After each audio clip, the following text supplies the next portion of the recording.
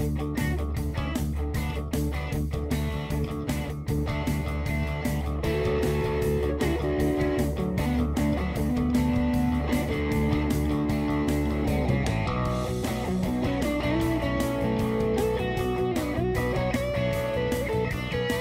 to Wisdom for Life, where we sift through philosophy to find practical advice that you can use in your everyday life. Hi, I'm Dan Hayes. I'm joined by my co-host, Dr. Greg Sadler. Today we're talking about Parasocial relationships. So if you haven't heard of these before, this is when you're in love with a character or the actor who plays them, and you think that they care about you as a person. Or it could be all sorts of other people as well. So we've got a lot of interesting examples and insights. And I would actually, let me just lay my cards on the table. I think people have a lot more of these than they would admit to, unless you actually start asking them kind of deeply probing questions. What do you think, Dan? Do you think I'm off on that, or do you think that's probably right? I think we're in its heyday now with the advent of YouTube and streaming, in which you can have a long-term interaction with people on a day-to-day basis. Yeah, it's here, and it's I don't see it going away anytime soon. Yeah, so that brings up a good point. And later on in the episode, we're going to give you some advice or some practices that you can use to be, what would we say, less ensnared by these, less driven by these, less taken aback by these. It's not to say that parasocial relationships are automatically bad, or that you should take all of them out of your life and, live very realistically or something like that. But we do have to kind of watch it, don't we? Yeah, it's like anything taken to an extreme can result in you going and making really potentially poor decisions, and so we want to try to reduce those poor decisions. That's a good way to put it. Yeah. So what are parasocial relationships? It's a very fancy word. I don't know that everybody's used to hearing about them in this way. It is a pretty commonsensical concept, I think, once we hear what it is. But so Dan, what are parasocial relationships? So these are the relationships that are, in a sense, not really relationships, in that they are kind of one-directional. Okay. Most relationships, you have a give and take. There's a reciprocity within them. But, take if you are super enamored with, Jennifer Lawrence, and okay, you just love all of her films, and you read all about her in the magazines and follow her ups and downs of her relationships, so you feel like you're so just right next to her, but she doesn't know you at all. Is that a relationship, even though you feel very close to this person? So what if somebody was like, well, it is a relationship. I can tell that they're speaking to me through the TV. There's like a code. Would you say, well, that's, now you're really going off the deep end? Well, it depends on how much I know that person and how much I want to try to deduce their state of mind. But yeah, like that, I would say if we're being like totally open and honest, that is something that you should probably curtail. That way, stalking goes. Well, here's another way of softening it. What if somebody says about, I don't know, a celebrity or a character? I mean, it could even be somebody who was created to sell cleaner or tissues or something like that, like Mr. Brawny or Mr. Clean. Or if somebody says Hello Kitty. Yeah, there you go. If somebody says, they really get me. Now, they don't mean that, like, somebody's writing them emails and saying, oh, how are you doing today? I just wanted to make sure that your kitchen was clean or something like that. But there's something about the ethos of the person that the lover, the relator finds appealing or finds congenial. Is there anything wrong with that? As long as you know what it is, then I'd say no. Like, I can read an author or philosopher that's been dead, hundreds of thousands of years, and I can feel like, oh, this guy's really getting at something and is really hitting a nerve that resonates with me. Yeah. Once again, doesn't automatically confer a relationship. And so like para means beside, and so like where it's not the regular social relationships that we have, but it's this kind of aside to that. Okay. So for example, kind of define these things as one-sided, non-dialectical. You're not actually in a conversation with this person, but you're, just having stuff given to you that it's what is presented is usually controlled by the performer, and this does not actually create mutual development. So you can like make questions about like some of the YouTubers, even Greg here, who at least respond to some comments on the videos, but that doesn't automatically mean that is the dialogue that is usually reserved for a closer relationship. And also this is like are relationships that actually recur over time, are hallmarks of actual relationships, but they're also here in the parasocial that you're following this person very much what you would with others, and there's all this creates an illusion of intimacy that as I mentioned just before, that especially if you're like sitting on a several hour long like Twitch stream with someone, that's an experience that you would almost never have with anyone besides your close friends or family who you're hanging out for long periods of time with. Well, that's interesting, because I was just talking earlier today in an online session that I do as one of my perks for people that are interested in Hegel. And one of the people that I've been interacting with, since I want to say like 2013, 2014, is a retired guy down in Texas, and he and I communicate pretty regularly, and we've gotten to know each other pretty well. And he was talking about the Joe Rogan podcast and watching it, and he was telling me about somebody who was on it. And he says, I can't watch these Joe Rogan podcasts very long because they are so long. They're hours and hours. But with this guy, was able to do that. And I thought, what you're talking about there, the sitting on a Twitch stream or a video or a podcast for 2-3 hours at a time, that's pretty remarkable. I can see it with when I first started shooting YouTube videos, I was just doing what we call lecture capture, where I would take a camera and I would plunk it down on a desk while I was teaching a class, and my class sessions usually went over an hour. So, the videos were over an hour, right? And people would watch that. But I think there was already a structure there of, hey, this is how long the class goes, so I'm going to shut up and listen to this guy for, an hour or so, and then we'll see what happens after that.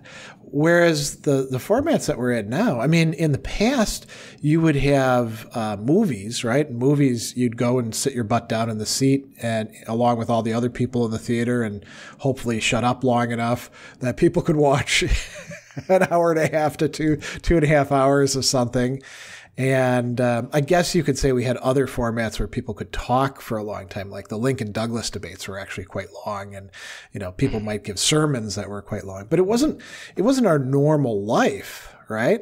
Where people would just sit and consume content for hours. Especially because almost everything that you've described so far is scripted, or at least has an outline. Oh, right. Whereas right, all these are just like kind of stream of consciousness. This is a fundamentally different form of like entertainment. So that creates maybe a greater potential for that semblance of intimacy. Because it's no longer the presenter or performer and audience. It's much more along the lines of a hangout, especially when you if you look at Twitch or any of the live streaming stuff, where they will react to comments, and so there's this like back and forth, this simulacrum, this like poor representation of an actual dialogue that one would actually have. Yeah, that's quite interesting. I suppose that started to happen on shows where, like the talking head politics shows where they would allow people to chime in on Twitter and then they would respond to it. Mm-hmm. I guess it's similar to like one of those, long form talk shows in which they'll every once in a while get a small caller and they'll like let them talk for like, I don't know, 30 seconds and then they'll shut it off and just like ramble on for another 10 minutes. Or where they'd have an audience and they'd walk out into the audience and give the mic to somebody, right? Right.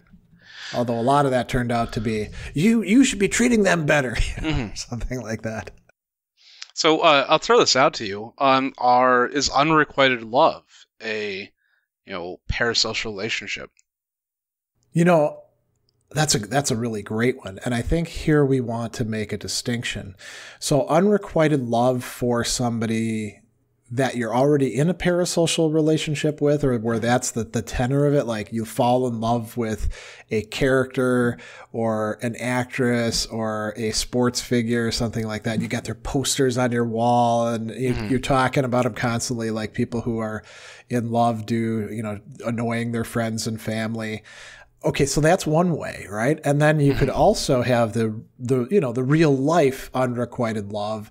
It's the person that you interact with in the workplace, or they're the barista, right? And they don't know that you really have a thing for them because you don't tell them. Or maybe you do tell them and they're like, oh, I'd really rather we be friends, Right. And now you have to, as we say, carry a torch, right? So that's not parasocial but could you turn it parasocial? Like, so they move away and you stalk them on, social media and you keep following what they're doing. Now they're an ordinary person rather than a celebrity, but you're treating them kind of as if they're a celebrity. Like you're watching the so-and-so show. Is that parasocial? I would say that that's veering into the parasocial. And I think that there is a distinction there.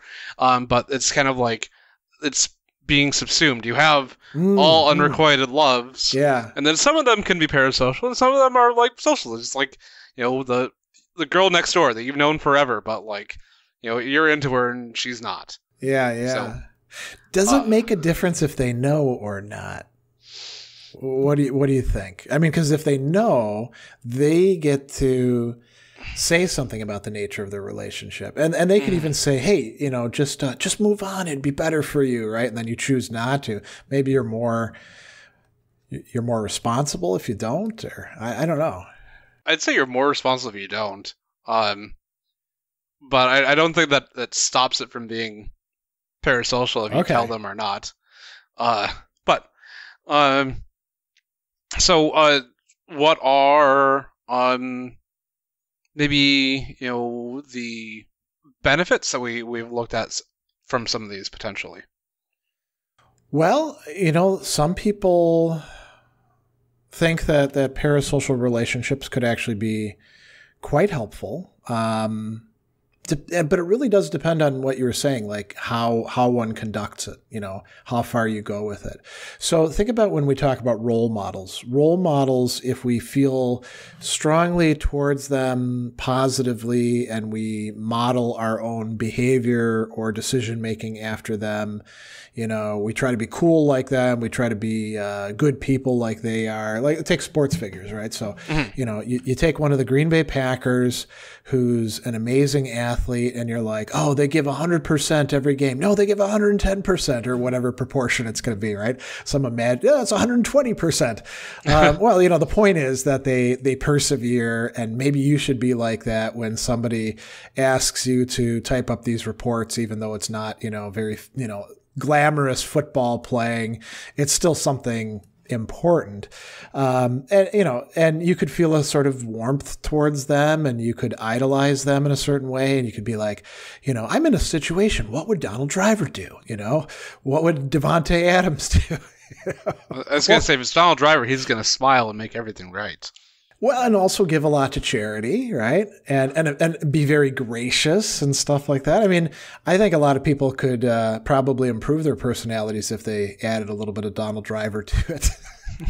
Although, how much do we know Donald Driver? Like, the perception of him, he's a really great guy. Yeah. But once again, like we're only seeing what we are allowed to see, and we might not see him.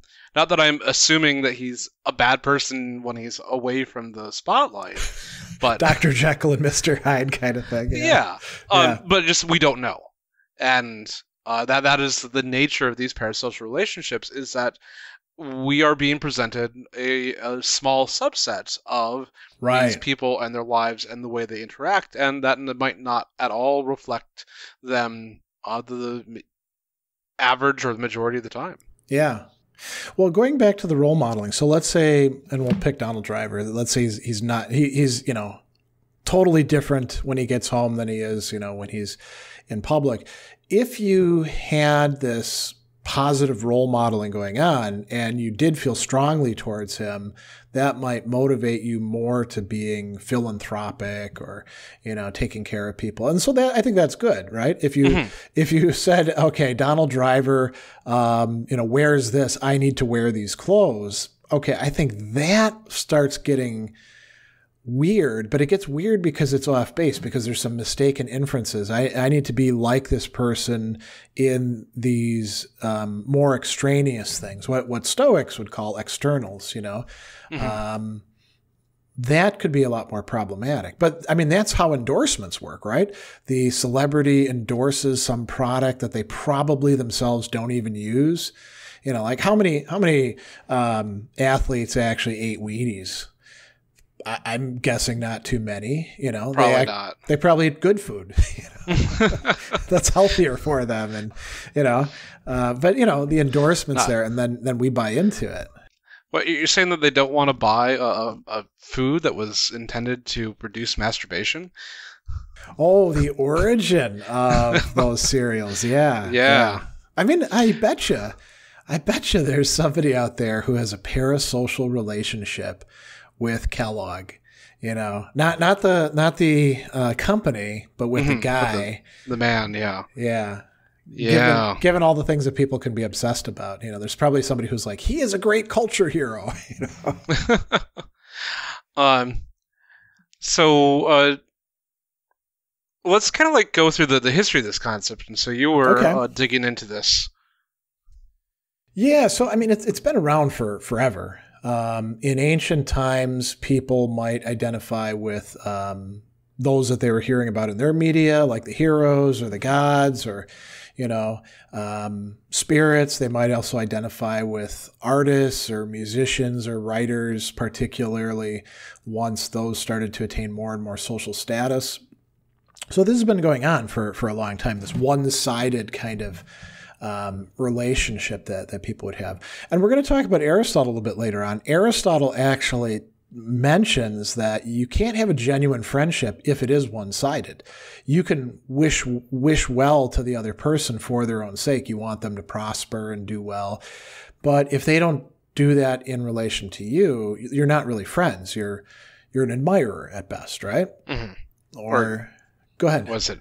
Yeah, we've got the three that he puts out as the Nicomachean Ethics are a friend of convenience, the kinds of friendships, virtue, pleasure, and utility or convenience, right. Yeah. But even a friend of utility who's just friend in a very attenuated sense. There's still an acquaintance in this. There's still a back and forth, right? You hang out with them, and I don't know, you contribute to their charity because they invite you to cool parties or something like that, Or, it's the guy that sits in the cubicle next to you. Right. And there you go. It's easy. Why not? Like, you're going to stew about some guy who's like, whatever. He's just there. Enjoy it. So that's interesting because you could have an actual regular friendship with the guy in the cubicle who's just a schlub like you. Mm-hmm. Your relationship to the boss way up there on the top floor, that might be a parasocial relationship. right? They don't give you the time of day, but they do send out like emails that are like, hello, Acme family, we're all in this together. And you're like, yeah, man, we're all in this together. They're talking to me. I love this guy or this lady or something like that. And then everybody else is looking at you and they're like, don't you get it? They don't care about you. They don't even know who you are. And you're like, nope, because they sent me, when I had my last performance review, the boss himself also sent an email and it said, good job. And there was even like, I don't know, like some drawing in it or some pretty thing. He cares about me. Right? Yeah, this is, I look at this, but there's something that's usually in this relationship that is usually not found in most parasocial relationships. Okay. In that the boss does have power over that person and the decisions of the boss can materially affect this person. Okay. Which is an interesting wrinkle. Definitely a place for discussion. Yeah, I mean, if the Packers win or lose, and this year they lost, right? After they choked in the playoffs, as they so often do, Yes. What's almost predictable. Our lives didn't come to an end. It's not like we lost our jobs. I mean, one guy lost his job, the special teams coach. But that's because they did so badly. But, a window opened up for another guy. Now he's special teams coach. So, it's kind of a net zero thing. But going back he's very special. Well, yeah. Special teams, they especially screwed up this season. Yeah. In any case, I mean, there have been philosophers that have been talking about this for a long time, and they usually kind of viewed it as negative. Although, maybe we don't have to always view it the same way. Like Kierkegaard, who suffered quite a bit in the Danish media, didn't like the crowd or the public. He's actually got a piece called "The Crowd is Untruth." That's a little extreme. But and the crowd are the people who like the people that we smarter people don't get into. But we can be just as easily. I mean, he's got a whole book where he's like, I got to figure this Abraham guy out, maybe that could be kind of parasocial. So a lot of people have played off of this and they use their celebrity. And I think, one of the things that I kind of hear you saying earlier is that in the old days, it was probably a little bit easier to do image management because we weren't seeing celebrities all the time, So that might be something we talk about. But this idea, the name of the concept comes up in this 1956 article. So, more than half a century ago, Mass Communication and Parasocial Interaction, Observations on Intimacy at a Distance. And then it got studied by a lot of different people. They started looking at interactions between mass media users and media figures. Different approaches and interpretations have developed, highlighting different aspects, some of them positively, some of them negatively. But the one thing they do agree on is if there is a relationship. So sometimes they actually talk, instead about relationship, they talk about... Sorry, who is this? Well, who is what? Who is they're talking about this in this article? I just you. Oh, Donald Horton and Richard Wohl, two researchers. Anyway, yeah. So it sometimes we could talk about it less as a relationship and more as just interaction or behavior. Because is there really a relationship there? That's the paradox that we started with. It can't be a relationship if there aren't two sides to it. And that's why I really like this intimacy at a distance. Yeah. You can feel cool intimate towards someone at a distance, and that's not technically a relationship. I just the feeling, the emotional state of an intimate reaction, or but that does not require both, although it seems like it should. I hadn't thought about this before, but now that you bring that up, there's like all these guides out there for YouTubers or other kind of content producers about how you should engage your audience. Mm-hmm. And a lot of it's really cynical, when you think about it. Not cynical in the old philosophical sense, but cynical in the let's exploit people kind of sense. Right. And now that I think about it, a lot of that is about generating a a kind of intimacy where you're letting people read stuff in.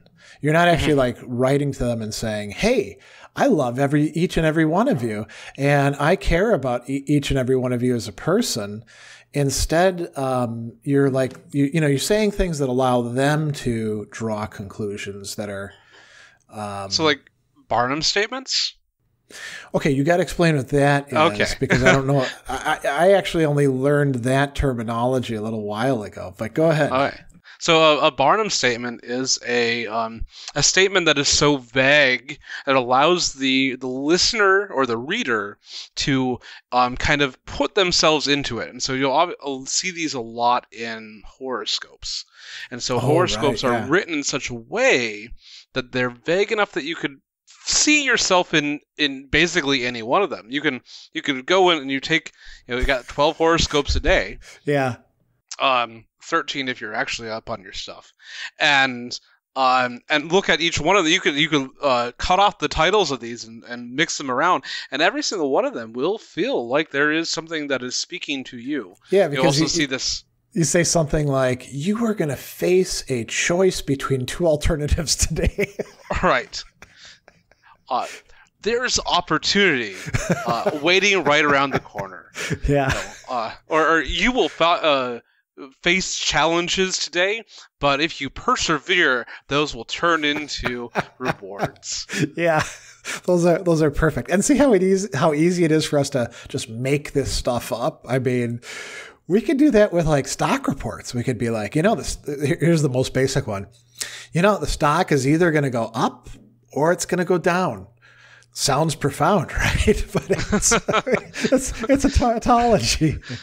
Or is it a tautology? No, I think it's a disjunction where both sides have to, you have to have one or the other, right? Yeah. I mean, there is a third alternative. It could like hold its value. And then if you say that in a sufficiently pontifical tone, people go, wow, this guy really knows what he's talking about. So how going back, how are parasocial relationships connected with this Barnum effect then? This vagueness. As you were just talking about, and it's not even just like the people that talk about YouTube, but this is actually in YouTube's creator guide and how they actually present. Hey, you got a YouTube channel. How do you grow your audience? And they put out some of these things that are encouraging for parasocial relationships. And so, like Jesse, you were saying, like Tomkin, like you make vague statements about things that you like. You put out things that are kind of like these good feels to your audience in order to make them feel closer to yourselves. Maybe you're the more active YouTuber, so but I'm a weird one, right? I didn't follow any of that advice. I actually, I'm kind of a snob, so I put that sort of stuff aside, and I'm like, I'm just here for teaching philosophy and the content, and the way that I did it, people like it.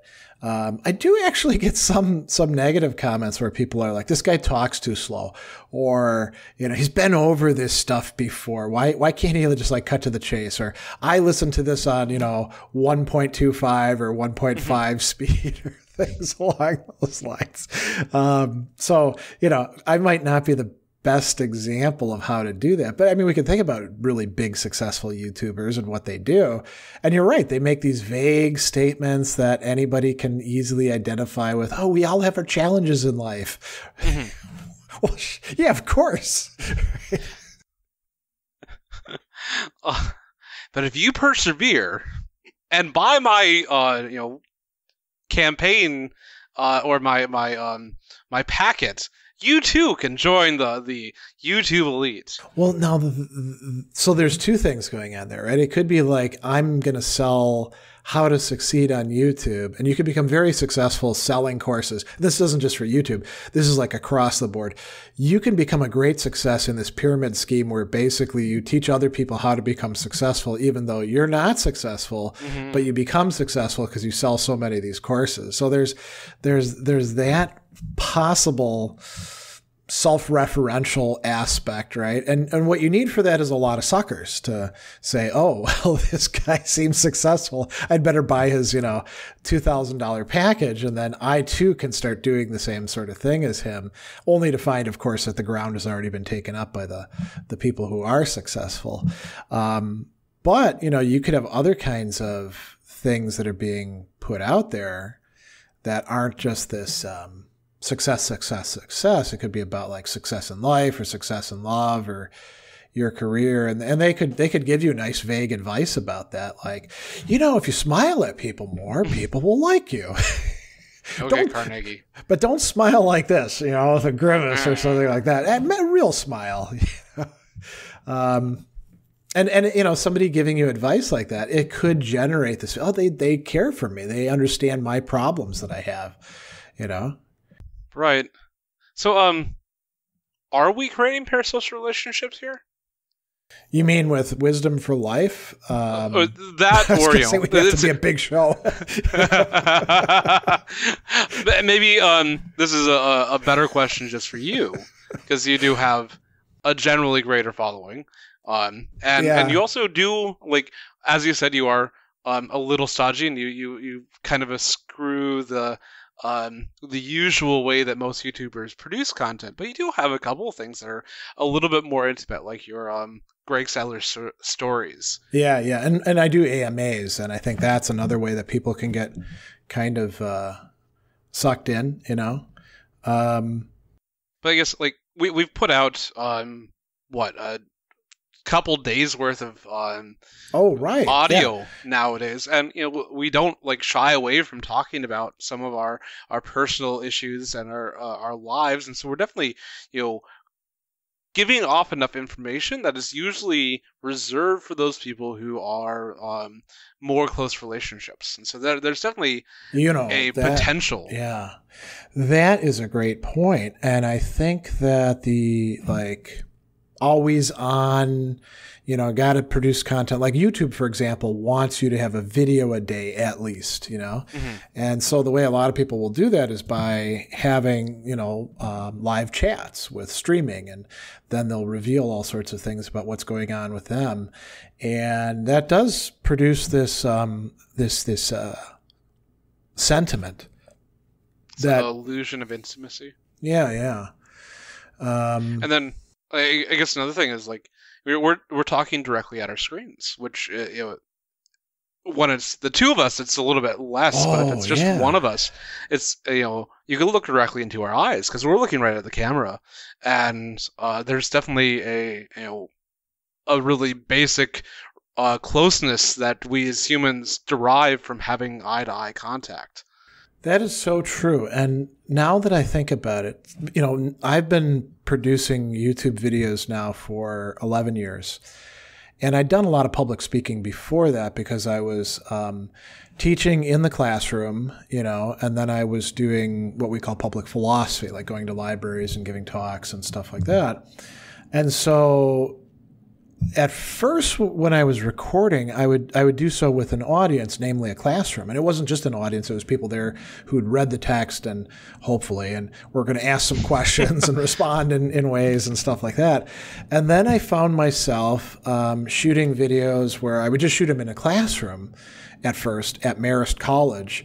I'd find an open classroom and just start recording. And actually, every once in a while, like one of the custodians would like open the door and be like, "You all right in here?" And I'd be like, "Yeah, I'm just shooting a video," because they weren't used to people being on their own talking to an empty room. And it took me a little while to get used to talking to an empty room as well. But I would remember that, hey, my students are going to be on the other end of this, so I would like visualize who I'm talking to. And now, I can just get up and shoot a video, and I don't even have to think about it. And I am looking at the camera or looking at the book or the chalkboard or whatever it's going to be, and it seems very natural. And a lot of people will say, "Oh, it feels like I'm in a classroom. I like that," And I suppose with people who are not doing that, but they're just like news anchors or sports commentators, they're looking in the camera all the time, right? That's all. I mean, they have a teleprompter that has words for them. but most of the time they're actually like either they're looking at each other or they're looking into the camera, and you have that feeling like you're being in a place with them, you know. Mm-hmm. And so, yes, to continue on our thing, we also do this regularly. We do this, hopefully every 2 weeks. And so, if you're a regular viewer, then that's twice a month you're seeing us. Which, for some of my friends, that's a lot more than I see them. I was going to say, feel free to develop a parasocial relationship if you want to. And we do have a dialogue, but it's not usually with our viewers for the most part. It's just between us. Yeah. That makes me wonder about something that we hadn't really put into the show notes. What if it is like, a pair or three people or, like a show, right? Where you have... It's the repartee between them. Like, for example, I'll admit that I like a show that would probably surprise people who think that I have high moral values and stuff like that. I love Always Sunny in Philadelphia, the gang, right? They're all total reprobates. There's never going to be a moral redemption arc that actually holds. They actually bring other people down, like poor Cricket, Oh God, Cricket. And, would the show remain what it is if like half of the cast left? I don't know. I mean, I don't know that I have parasocial relations with them because I just like watching what they do, and then I stop thinking about it after I've had my haha so funny stuff and sometimes been grossed out by them. But let's say I really got into the show, like let's say I lived in Philly and I was like, oh, these are people I can totally relate to, I mean, I know this bar that they go to when they're not at Patty's. And I start I think they do shoot in LA. Oh, do they? Okay. Well, well, there you go. So maybe sorry to continue on. I'm sorry to deflate your bubble there. Yeah. I mean, half the shows that we're watching, they're not existing in any place that we can be. I mean, think about, things set in the Star Trek universe. We're not in outer space, but we get attached to these characters. And maybe go ahead. Just, for the Sunny crew, they're entertaining to watch, but these are people that I definitely never want to hang out with. Well, as them, right? Yeah. But you can follow the actors on Twitter or stuff like that, and I think people get quite attached to them. Yeah. I very much enjoy Mythic Quest. I think it's on Apple TV. Okay. It's got both Mac was Rob McElhaney and the guy who plays Rickety Cricket. Okay, as main they're characters. in that. Yeah. Also, Danny Pudi, who is maybe I have a parasocial relationship because one, he's in one of my favorite shows of all time, Community, and two, he is also a graduate of Marquette, so he's from Milwaukee, or has at least close ties to Milwaukee. So now that's interesting because when Aristotle talks about friendship, and we've used him as a reference point here, one of the things that he stresses is solidifying friendships, having things in common. And, we'd like to have things like, oh, we're really great people and we're, making the world a better place and all that. But it could just be like, hey, we went to the same high school, so we feel like we have a connection there, or we're from the same city or things along those lines, right? Or, you're wearing a Packers shirt today and if I was at a bar with you, that would be something that I'd use in order to strike up a conversation if I wanted to. Now that's interesting because there's two ways you could go with that. You could be like, oh man, the Packers, I love Aaron Rodgers, love, Devontae Adams or something like that. You could also like go up to me and be like, the Packers suck, man. Yeah. Yeah. So to round out my idea of like, why are we creating a parasocial relationship? The converse here is we're not directly fostering the relationships to capitalize on it. So, like, at least that's We're not particularly fostering it for, nefarious ends, or at least monetary ends. Although sometimes people involved in parasocial relationships, especially if they are involved with other people who are similarly involved with the same figures, will like jockey for position. Like, I'm the better fan. I know this person more. They'd rather hang out with me, Yeah. And a couple of other things are, I guess I don't hang out and stream. I don't think you stream in any way. Well, I do these live stream, like AMA and political theory discussions, and then people can chat in the side, right? And then I respond to what they're saying. And at least within this particular show, the presentation here is presented as a conversation between us two, and not a conversation directly to the other person. Yeah, we're not doing a lot of calls to action, although, when we have practices, I suppose those are, right? Yeah. We're not inviting fan mail, tell us all about yourself. Complete our questionnaire. I actually, there's a lot of people who I like and admire. I've actually written to 2 celebrities total in the course of my time. One of them was Ian Hill of Judas Priest, who's a great bassist, and I wrote him a fan letter about, 8-9 years back after we saw him in concert. I actually wrote it on this, I have this special paper that says, Dr. Gregory B. Sadler on it for, it was given to me as a gift a long time ago. So he might get a kick out of that, having a philosopher write him. Never got a response. I don't know if it even reached him or not. Yeah. But I had an email exchange with an actor who was on the show. I don't know if you remember Andromeda. Yeah. With Kevin Sorbo as the captain. Now, Kevin Sorbo as the captain, I kind of like that guy. Kevin Sorbo as the person who he is, man, I can't stand that guy. But the guy who is the Nietzschean, Keith Hamilton Cobb, I wrote him, and I think maybe I left a comment on something that he'd written somewhere, and it was about Nietzscheanism. And he wrote me an email, and then we exchanged some emails back and forth. And I got to ask him things like, well, what were you thinking when you're putting yourself into this Nietzschean? And I was trying to avoid the where do you get your ideas from kind of stuff that people must always be fanboying him with, or what is it like playing a Nietzschean, because I'm somebody who actually, works on Nietzsche. And I was like, this guy, his portrayal of it made sense. I like where it was going. And it was an interesting conversation. But at a certain point, because he must get a lot of interaction, he's like, I hope you understand, but I don't engage with fans more than a certain amount of time. Wish you well. And I was like, that's cool. I can put that in my pack in case I ever become famous. That's how I handle it, So one of the things I really wanted to get into is kind of what are the consequences of these things, and why we feel that we have such a strong reaction to this.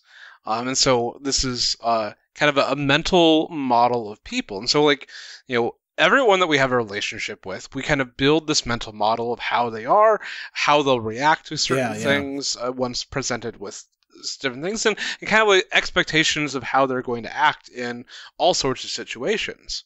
And all of our relationships kind of depend on these, even our closest ones. And this is kind of the reason why when our loved ones do things that we don't expect, that there's such a negative reaction, because we're dissonance, right? Yeah, because between what we expect them to do and what they're actually doing, and we're angry that the mental model, or the mental homunculus of that person that lives in our brain isn't matching up with the real world counterpart. And I got you this gift, and I knew you'd love it, but you hate it. What's happening here? Right. Yeah. So we love the idea of the person and not the person themselves a lot, and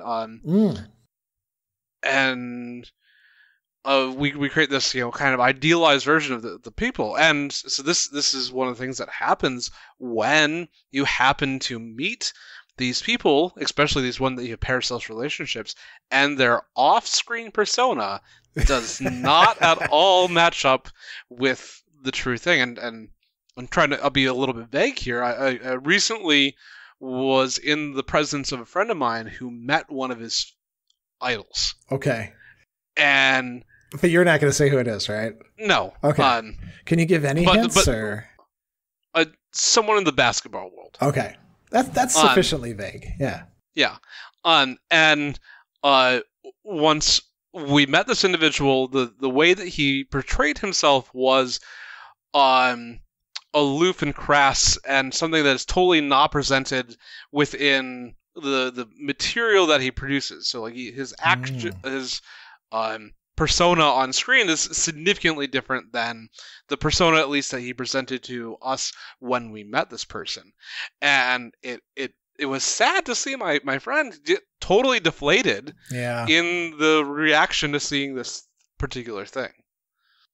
Now, you could say, well, maybe he's having an off day or something like that, but there's still that crack that's appearing. So this is the kind of the basis of the don't ever meet your heroes. Yeah, Lev Shestov, who's a very unsystematic, in fact, anti-systematic Russian philosopher who I like quite a bit, he talks about people. Now this is back in the early 1900s, meeting their literary idols. And he says that they come in and they expect, because they've read these books, they're like, oh, this person produced this wonderful literature. They're going to be so cultured and witty and stuff like that. And he says that's not usually the case.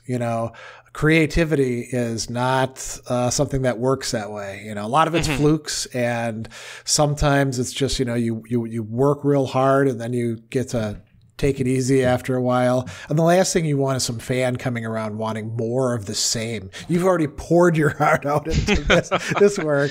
You don't want somebody trying to make you do that same thing again, Yeah. So, actually, this I was just thinking of what second? Well, I was going to say it could be very tough in certain fields. Like if you're a rock and roll star, right? You had some big albums back in the late 80s. You had the long hair, you were partying. Thinking Styx. Well, think like Guns N' Roses. Okay. That's a great example. What happens when you're fat and balding and you can't sing as well, or, Slash can still play really great. You look at Axl Rose and you're like, time takes its toll, man. You can't provide what it is that people who had their images of the great rock and roller fixed back then. Whereas actually some managed to do that. Biff Byford of Saxon, 70 years old, says he's never gonna retire. Still has his long hair. It's all white, of course, and he still moves around on stage quite a bit. That's a different kind of thing. And so I said, but I don't know that many people have parasocial relations with Saxon the way they did with Guns N' Roses, Right. So to kind of finish off the thought here, this reminded me a lot of this idea of the map is not the terrain. And so we create these maps of people in our minds. But you use a map, but it's a poor representation of the real thing. Like you'll see a street and you'll see a green blob, but what is that? Is it trees? Is it grass? Is it bushes? You don't know. And so we had these rough outlines of these people, especially because they have given you only a subset of their time that will not map onto their actual everyday relationships. A show that really plays with that a lot, Curb Your Enthusiasm, where it's showing Larry David as being like the jerk that he actually is. Willingly doing so, right? Right. And so because of most of these parasocial relationships, especially ones with streaming, that you have enough material, it allows you to produce these mental maps a lot better than you would many other people, especially, if you compare them to, the stars of the screen in yesteryear. And because of the creator can be so good at producing these maps that you want to be associated with and trust, you can then potentially use those for monetary gain or other, potentially nefarious means. Yeah, or even just have a very loyal fan base. It probably feels good to have people liking you and loving you and sending fan letters and stuff like that. I mean, I don't know that many people write letters these days anymore, but I guess you could have you could have your email box filled up or something like that, right? So do we have any examples of some relationships gone wrong? Well, there's tons of them out there. And I think actually probably, like your friend would be one. I think a lot of us could come up with dozens of examples off the top of our head of somebody who got really invested in some sort of celebrity and then something went wrong. One of the things they talk about is parasocial breakups, where somebody is on the air and then their show gets discontinued. And now you're like, I need my fix. Where's this person? How am I going to live my life without so-and-so?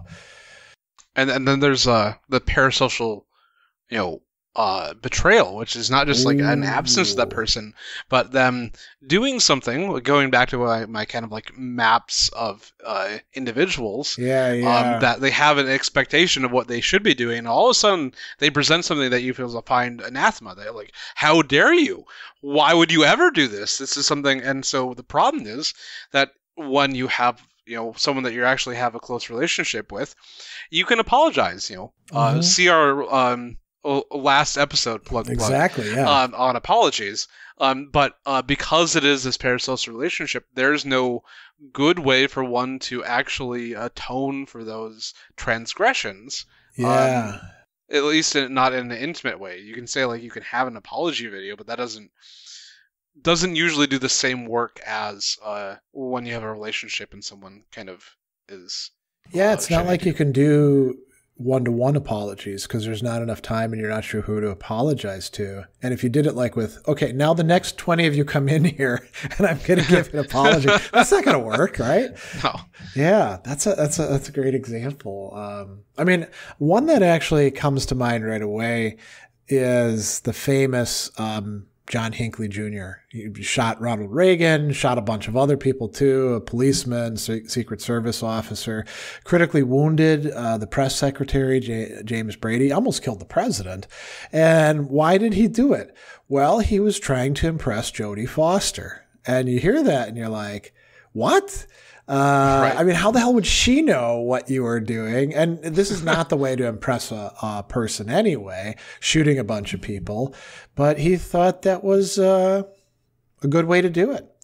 And I think there's other cases of people doing similarly bad things to impress somebody who they thought it would draw attention to.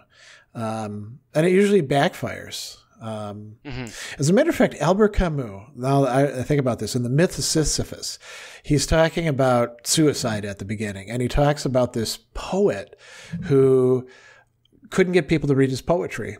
So he killed himself. And then, of course, he became famous for killing himself. And then people read his poetry, and then they were like, oh, it's not very good. So it really backfired. Nobody would have known that he was a hack if he just kept living. Hey, if he kept living, kept working on it, he might have actually got good as well. You're right. Yeah. I don't know if that was really a real person or whether Camus was just making that up. But yeah, and then there's obviously those people that use their positions of fame and power to try to exploit money or sexual favors out of people, which are, that's what I think that's kind of like James Franco was caught doing recently, as well as that is, there are hundreds of people that have kind of done that. The whole idea of groupies, right? Right. But I think his was a little bit more worse because he was like, he created a school and was like using his power at the school to like a acting school. And that's skeevy. Yeah. There's a whole bunch of different like things going wrong there, you could say. Right. Yeah. But that's what happens when you get like those people that like really feel close to you and, you know, have a loyal fan base and they want to do something for you. You know, one of the things that you have in the show notes is like YouTubers and donations. I remember when I had to reach like a certain level and then I qualified for what's called Super Chat. And Super Chat is where people, when you're doing a live stream, they will, you know, like ask a question and they'll donate a certain amount of money and then their thing goes to the top, right? And I never encourage people to do that, but some people do, you know. But a lot of YouTubers will be like, hey, you know, this is a great way for you to connect with me, you know. And they're just directly exploiting that sense of intimacy with the person, you know. Giving somebody $20 or $5 or $1 is not a form of intimacy, you know. Right. Yeah, it's a contractual relationship then. Let me put it this way. There's no love language that's actually currency, you know? Right. Ooh, okay. Is that Brienne? No, I don't. I forget whose thing that is. But hey, you know, we should talk about our practice because we're getting really close to the top of the hour. So you've got a good title for this. An incongruity of value. And so this is something we're pulling from the Enchiridion, or the otherwise known as the Handbook of Epictetus. And so from the 44th section of this, these reasonings are unconnected. I am richer than you, therefore I am better. I am more eloquent than you, therefore I am better. The connection is rather this. I am richer than you, therefore my property is greater than yours. I am more eloquent than you, therefore my style is better than yours. But you, after all, are neither property nor style. Yeah, I really like this. I mean, there's so many great things in the Enchiridion, but this is particularly good because it's targeting one of the mistaken inferences that we make so easily and that other people exploit and then try to encourage us to make. So, you know, there's all these things: prestige, money, being able to talk well, being physically attractive, having great athletic ability, pick whatever you want, right? That seemingly set other people above us. And then we're invited to connect with them as lower to higher. And, you know, I think we can recognize that somebody has great talents or something along those lines, without assuming that thereby, because as a fan, we have a relationship with them. We can love them. We can be like, oh, they're an excellent musician, you know, but we don't have to lower ourselves in doing so. I mean, what would you like to add to that?